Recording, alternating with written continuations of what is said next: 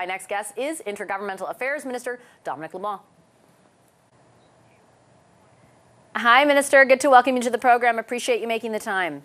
Hi, Vashi. Glad to be on the program. I just received, through the Prime Minister's office's release, this report from Mr. Rosenberg, kind of reviewing basically the mechanisms that are in place to detect whether there is foreign interference that compromises the outcome of the election. I note that, like you and the Prime Minister have said in the past, the outcome was not compromised, according to this analysis. But there are some big red flags and some pertinent recommendations I want to put to you.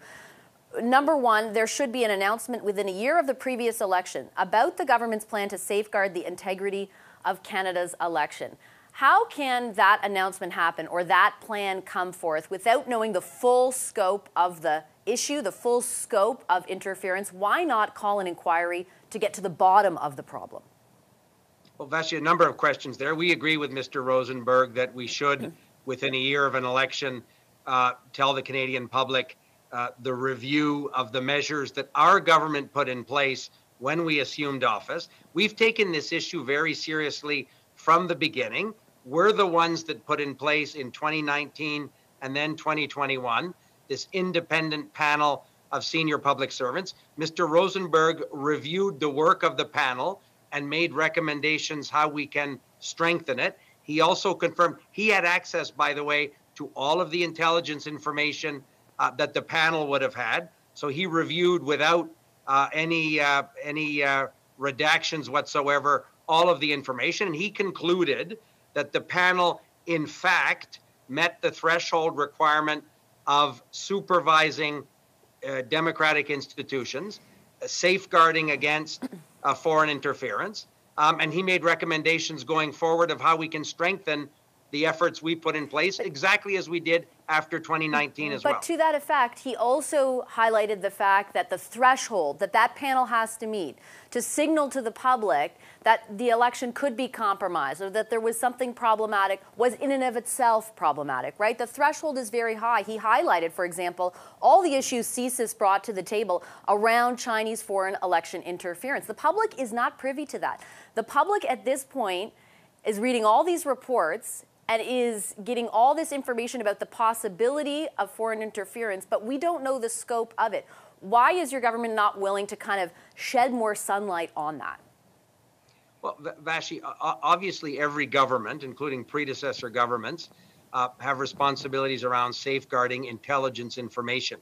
What we think is important is that there is a group of independent senior public servants and that their work is reviewed after every general election. This is a process we put in place in 2019 and again in 2021, that they're in the position to tell Canadians if there has been foreign interference to an extent that the outcome of the election might be altered. The good news is they've confirmed that we've known for a long time, Vashi, we're not unique as a Western democracy to have other countries, authoritarian countries, attempt to interfere with our democratic institutions. It's a challenge in many other countries.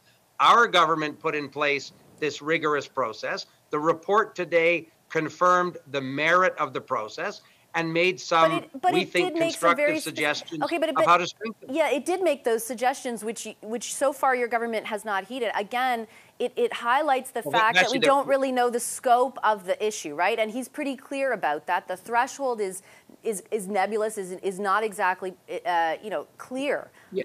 I don't think he used the word nebulous. He referred to the requirement for significant impacts. We think that is a thoughtful and appropriate suggestion. Obviously, the government will be reviewing that element around the threshold based on the recommendations from Mr. Rosenberg, who, as you know, was a former senior deputy minister in a number of portfolios. So this is part of ensuring, Vashi, as we have done since we formed government, that we have rigorous and thorough measures in place to deal with this threat. This threat is not new.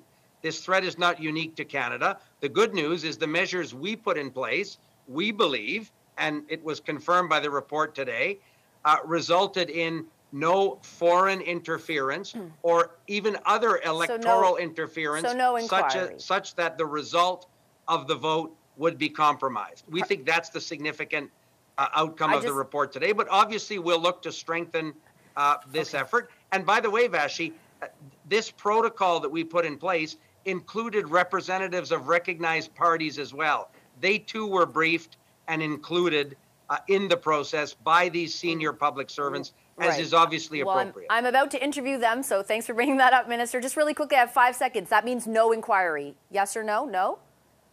Vashi, we look forward to hearing, for example, at a parliamentary committee this week and again next week, these very independent experts who ran this process. Ministers will appear.